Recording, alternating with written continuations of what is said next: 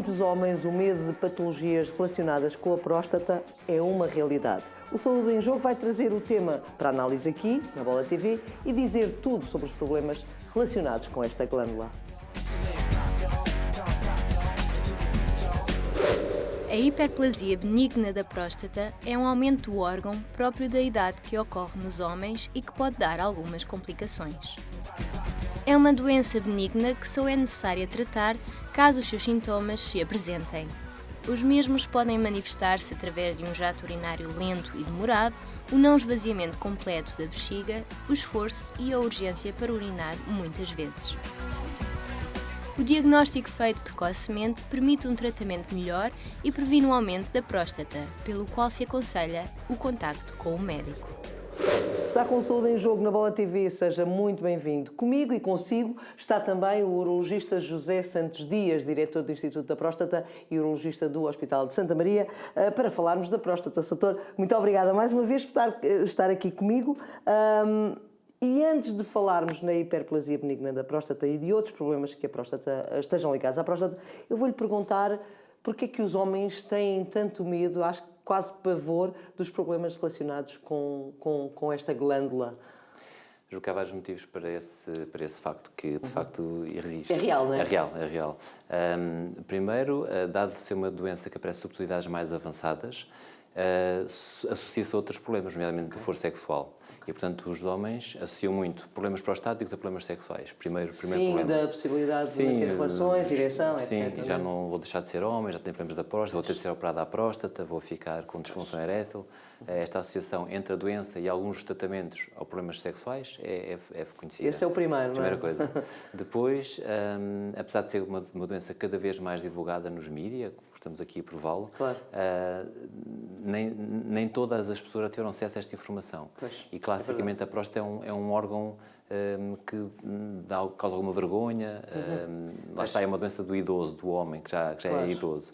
Claro. Depois, sem dúvida que alguns dos exames que são feitos para... Também ia chegar aí. Alguns dos exames que são feitos para avaliar a próstata também são desconfortáveis, digamos. O chamado toque retal, e podemos falar disso diretamente. As ecografias prostáticas também, são desconfortáveis, são desagradáveis. Claro. Não devem ser mais do que isto, mas há muitos homens que têm muito medo, quer da dor, quer da agressão que sentem à sua masculinidade, claro. ou ao seu bem-estar corporal pelos exames que são feitos. E a possibilidade de cancro da próstata também claro. De alguma maneira o cancro da próstata é o órgão, é o tumor mais frequente, o tumor maligno mais frequente do homem. Pois. E, portanto, o facto de se começarem, de sentirem algumas alterações urinárias, pode querer significar que haja um tumor. E muitos homens, é estranho este mecanismo de defesa psicológica, pois. As pessoas sentem que têm algum problema e negam e evitam procurar esclarecer. A rejeição é muito a rejeição é muito real nos doentes com esta patologia. Não só da próstata, sempre que há algum sintoma que qualquer pessoa fora se pensar se não fosse o seu caso, qualquer pessoa imagina ter sangue na urina, pois. Ou ter rouquidão, ou alterações dos sinais pode ser, toda a gente sabe que isso pode ser um tumor, mas muitas vezes as pessoas negam, não pois. Veem isso. Não deve ser nada, o não deve ser nada não é deixar para lá. Ou tem tanto medo que não vou querer saber. Não quer saber. É estranho, mas o mecanismo de defesa... Aquela ideia, vou ao médico e ainda fico pior porque vão descobrir qualquer coisa, é outra das ideias. E vão mexer, não é? Espalha. Vão biopsar e isto espalha.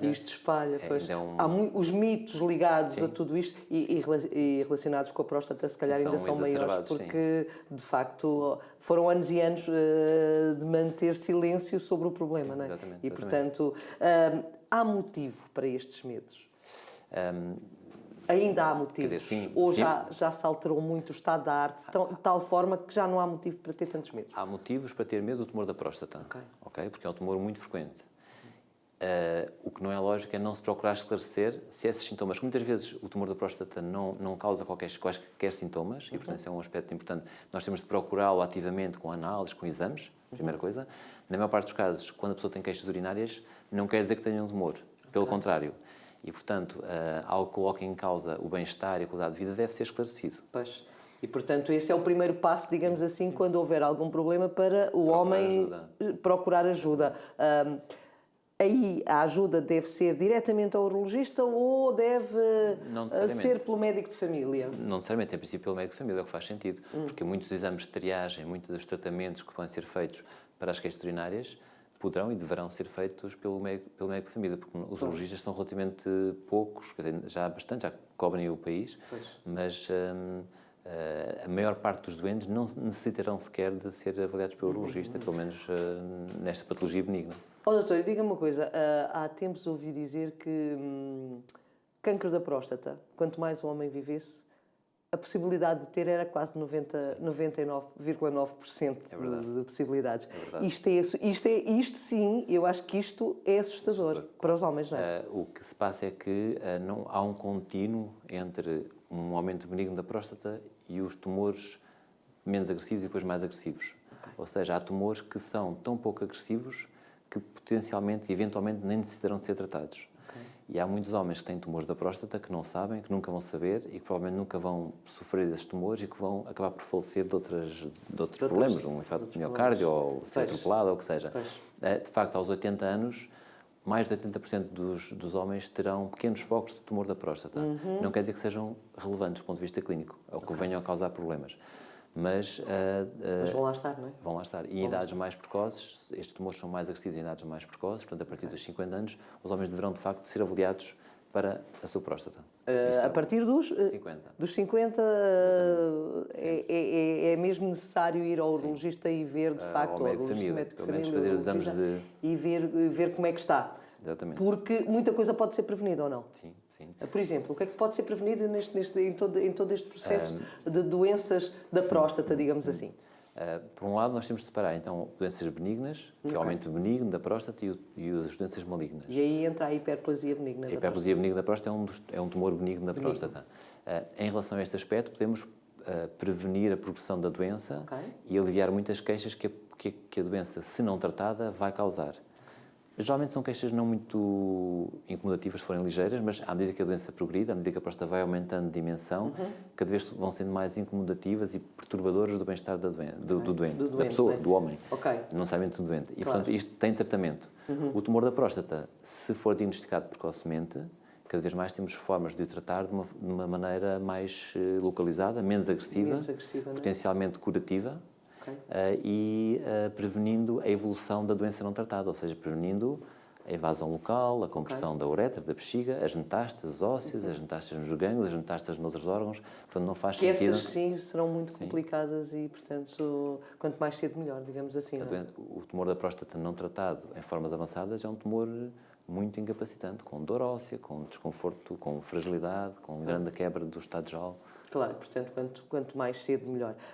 Relativamente à hiperplasia benigna da próstata, e uma vez que o doutor já tinha dito isso num programa anterior que aqui tivemos, afeta 70% dos homens com mais de 65 anos de idade, portanto, temos aqui também uma patologia que deve ser incomodativa e que deve ser complicada em termos psicológicos para o homem. O que é que se pode fazer, como é que se trata, primeiro, como é que se trata e o que é que se pode fazer, se é que se pode fazer alguma coisa para evitar? O aumento do volume da próstata é inexorável com a idade, por ação da testosterona, que é a hormona masculina. E, portanto, a próstata vai aumentando de dimensão, vai comprimindo a uretra, e alguns dos sintomas são por causa dessa redução do calibre da uretra, os outros são pela resposta da bexiga a uma obstrução, ou seja, a bexiga não consegue esvaziar.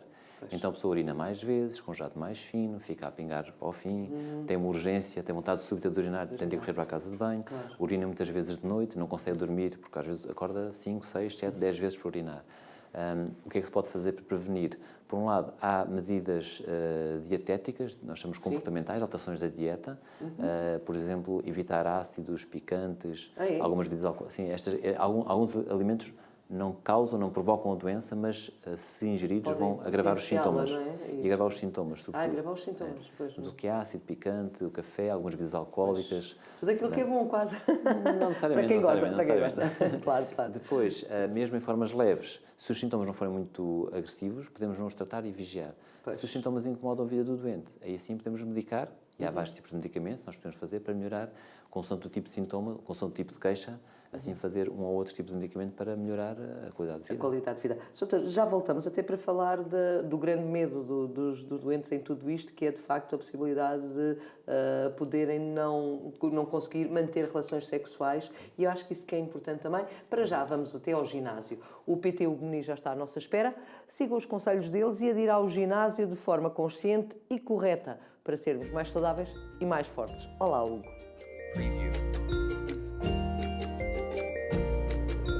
Olá Marina, mais uma crónica de vida ativa. Pois é, hoje vou novamente falar sobre o treino de força e a sua importância. O treino de força não é a promoção de músculos, não é para a promoção de estética, mas sim para o bom funcionamento do próprio organismo, nomeadamente na questão da saúde articular, na saúde muscular, no próprio sistema nervoso, na própria prática de estímulo metabólico, que está diretamente relacionado por inúmeras doenças, como hoje em dia sabemos, para exatamente para o tal controle de peso. Tudo isto com treino de força nós conseguimos ajudar. E o treino de força é exatamente algo específico, algo que tem que ser desenhado para cada um. E este mesmo estímulo de aplicação de forças é de autonomia e alta consciência dos profissionais de exercício. O exercício tem que ser seguro, eficaz e eficiente. E o profissional ajuda nesse sentido. Por isso, lembrem-se, juntos por uma saúde mais forte. Até para a semana. Foi o espaço Vida Ativa da responsabilidade do professor de exercício físico Hugo Muniz. Por aqui, hoje falamos, para os homens, falamos dos problemas da próstata em geral, também da hiperplasia benigna da próstata e também de cancro da próstata. Doutor, o grande medo, como o doutor disse logo no início do programa, o grande medo em tudo aquilo que se relaciona com a próstata é, de facto, o homem poder ficar com um grau de impotência de alguma maneira marcante.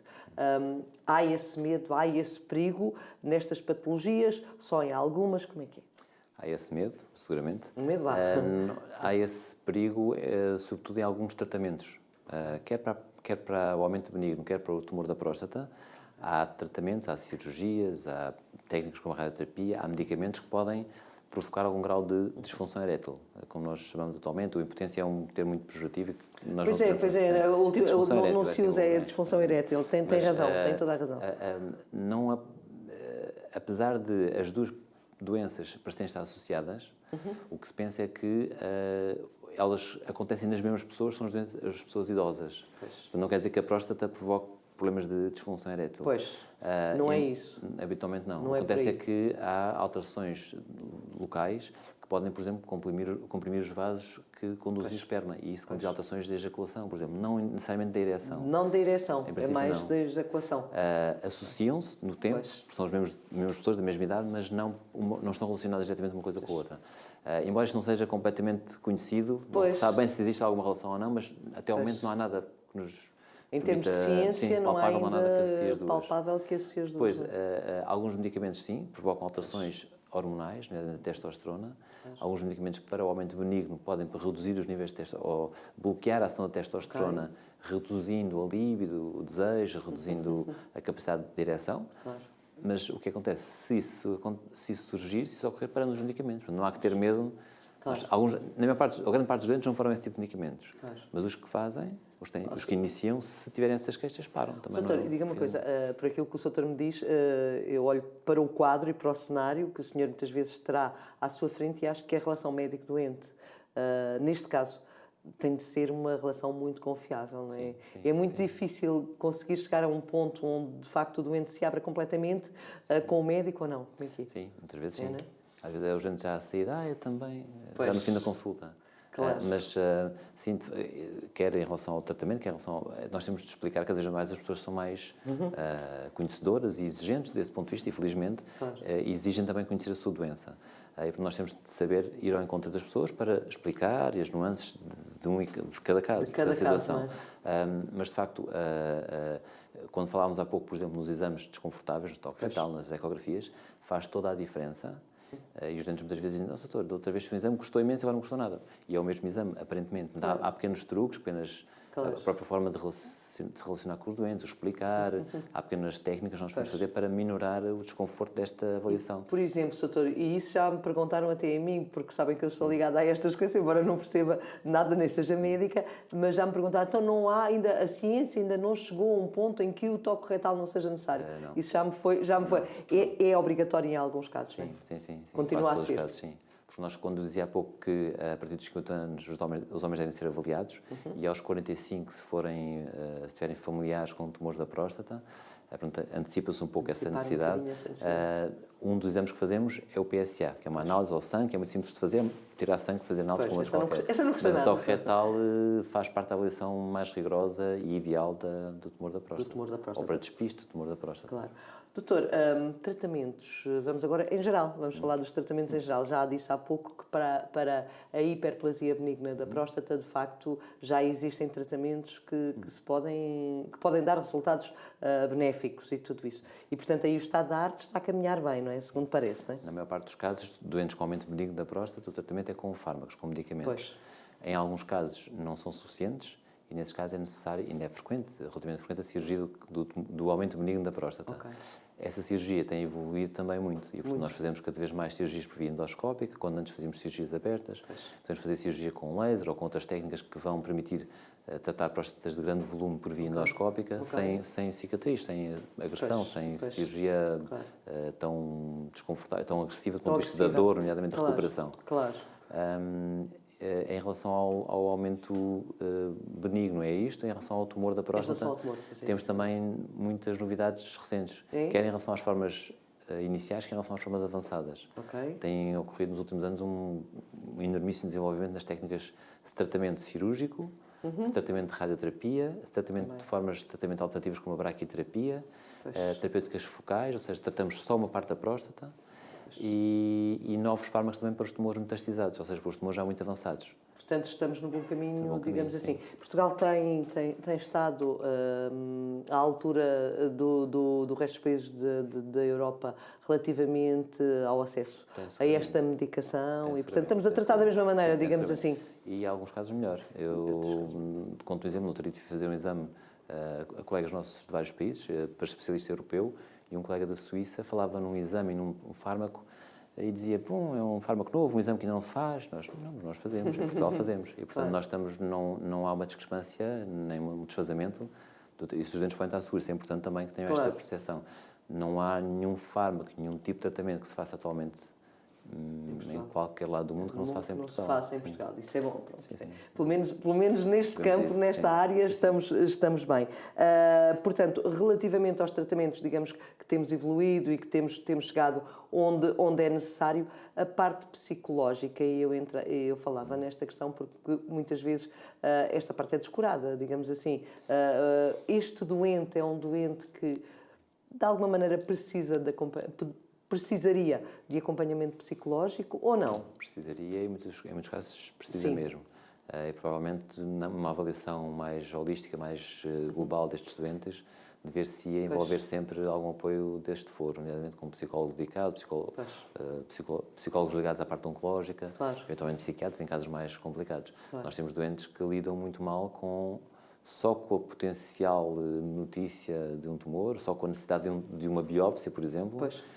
Aquele período entre fazer a biópsia e ter o resultado é um período dramático, do ponto de vista da indefinição, da indecisão, o que é que vai acontecer, e é um pouco uma espada ou uma moeda ao ar que pode ter ou não um tumor.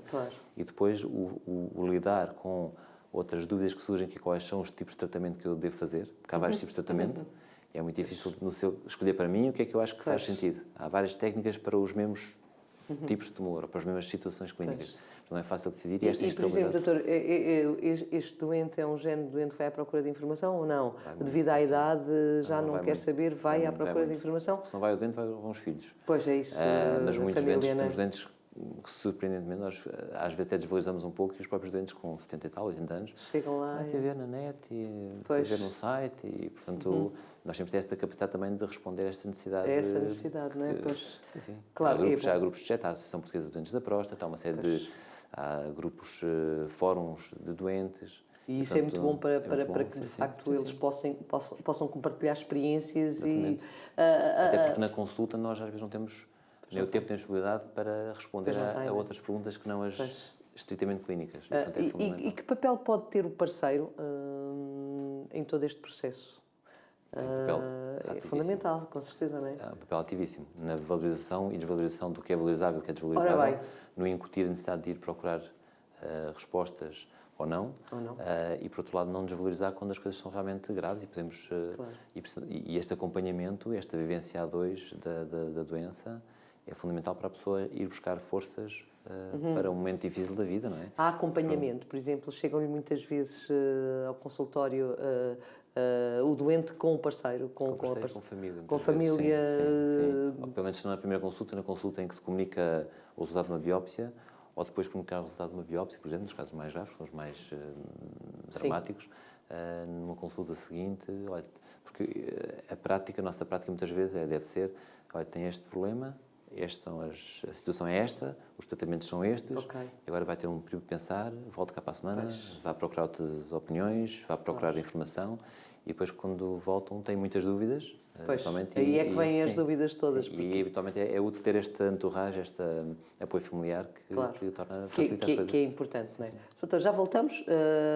Estamos na altura de mais uma dos nossos espaços, das nossas rubricas. A altura agora de pensar em alimentação saudável e em regras a ter em conta quando vamos para a cozinha ou mesmo quando decidimos almoçar ou jantar fora. Já imagina quem vai estar connosco? Claro que é o nutricionista Miguel Godinho, da Fundação Portuguesa, professor Fernando Pádua.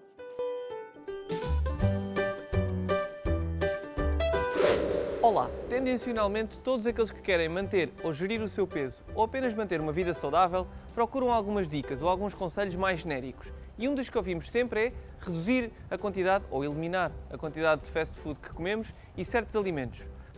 Hoje vou falar de alguns destes clássicos que, com algumas pequenas alterações, podem passar a ser pratos bastante saudáveis. Comece pela pizza. Sem dúvida, todos nós temos a noção que a pizza é um alimento pouco saudável que não pode ser consumido em casos de gestão de peso. Comecemos pela massa. Esta pode ser feita com farinhas integrais, tornando-a mais saudável.